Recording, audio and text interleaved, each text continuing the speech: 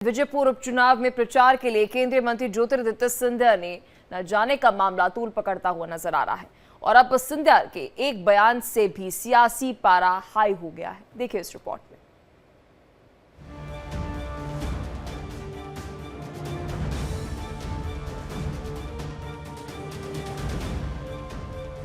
मध्य प्रदेश में 2 सीटों पर हुए विधानसभा उपचुनाव में विजयपुर सीट पर बीजेपी की 7,000 वोटों से हार हुई। इस हार के बाद तमाम सियासी सवाल खड़े हो गए। बीजेपी इन दिनों सीटों पर प्रचार के लिए स्टार प्रचारकों की लिस्ट जारी की थी, जिसमें केंद्रीय मंत्री ज्योतिरादित्य सिंधिया का भी नाम शामिल था। लेकिन सिंधिया विजयपुर सीट पर प्रचार करने नहीं पहुंचे, जिसका नतीजा ये हुआ कि बीजेपी इस सीट को हार गई।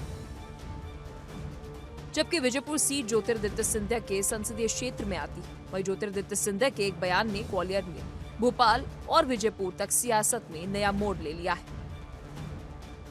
मध्य प्रदेश की 2 सीटों पर उपचुनाव हुए, उतनी और विजयपुर।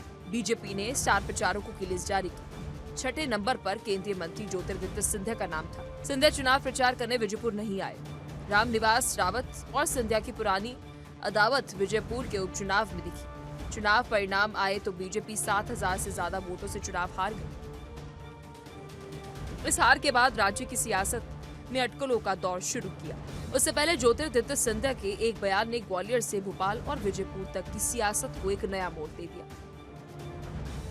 जीतो तो ठीक, न जीतो तो किसी के ऊपर, किसी और के सिर पर मटका फोड़ो।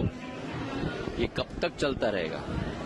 जो लोग अपने आप को पहचान नहीं चाहते, जो लोग अपनी खामियां को देखना नहीं चाहते, उन्हें कौन मदद कर सकता है?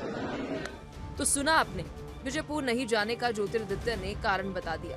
सिंधिया कह रहे हैं कि उन्हें चुनाव प्रचार के लिए नहीं बुलाया गया, जबकि वो स्टार प्रचारक थे। ज्योतिरादित्य सिंधिया ने कहा कि हमें चिंतन करना होगा।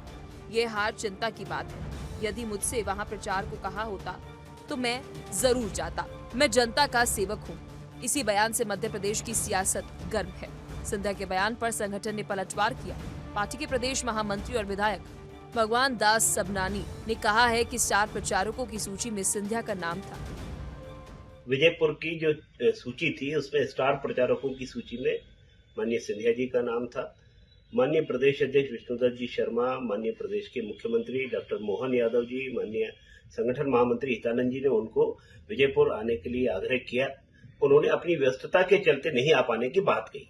बीजेपी के बयानबाजी पर विपक्ष ने भी तंज कसा। उन्होंने कहा कि सिंधिया को पार्टी ने केंद्रीय मंत्री बनाया है, उन्हें प्रचार के लिए जाना चाहिए था। वैसे विजयपुर कांग्रेस की परंपरागत सीट है, किसी के जाने या नहीं जाने से फर्क नहीं पड़ता। सिंधिया चले भी जाते तो नतीजे नहीं बदलते।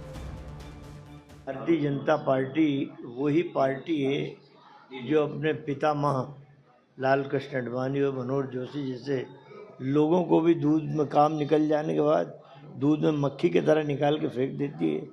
तो आपके साथ सौतेला व्यवहार यदि हो रहा है बीजेपी के द्वारा तो कोई गलत नहीं हो रहा। कांग्रेस ने बहुत कुछ दिया था। आप कांग्रेस को सड़क पे लाने की बात करते थे, अब बीजेपी के लोग आपको सड़क पे ला देंगे। आपको बता दें कि विजयपुर सीट से एमपी सरकार में वन मंत्री रहे रामनिवास रावत हार गए। वहां कांग्रेस के मुकेश मल्होत्रा ने 7,364 वोटों से जीत दर्ज की। खास बात यह है कि रामनिवास रावत ने लोकसभा चुनाव के दौरान कांग्रेस छोड़कर बीजेपी का दामन थामा था और उसी वक्त मुकेश मल्होत्रा ने कांग्रेस ज्वाइन की थी। मुकेश पिछले विधानसभा चुनाव में बीजेपी से टिकट नहीं मिलने के बाद निर्दलीय उम्मीदवार थे और वो पिछली बार 44,000 वोट हासिल कर तीसरे नंबर पर रहे। वैसे सिंधिया और रामनिवास रावत की अदावत पुरानी है। सिंधिया जब कांग्रेस में थे तो रामनिवास रावत उनके खेमे के थे। 2020 के सत्ता परिवर्तन में रामनिवास रावत ने सिंधिया का साथ छोड़ दिया। सिंधिया के खिलाफ जमकर बयानबाजी की। रामनिवास रावत बीजेपी में शामिल हुए तो सिंधिया से सलाह नहीं ली गई। ग्वालियर चंबल में वर्चस्व की लड़ाई कई नेताओं के बीच है, लेकिन केंद्र बिंदु ज्योतिरादित्य सिंधिया है। विजयपुर में बीजेपी की हार से संगठन सकते में है और अब बयानबाजी शुरू हो गई है। ज्योतिरादित्य सिंधिया कह रहे हैं कि मुझे तो बुलाया ही नहीं गया। संगठन ने हालांकि कहा कि नहीं बुलाया गया था, लेकिन सिंधिया एक बार फिर से दोहरा रहे हैं कि मुझे बुलाते तो मैं आता। तो सिंधिया क्या इशारा कर रहे हैं? क्या उन्हें बुलाया नहीं गया? बुलाते तो ये सीट जीत जाते। इस बयानों का राजनीतिक हलकों में बहुत सारे मायने निकाले जा रहे हैं।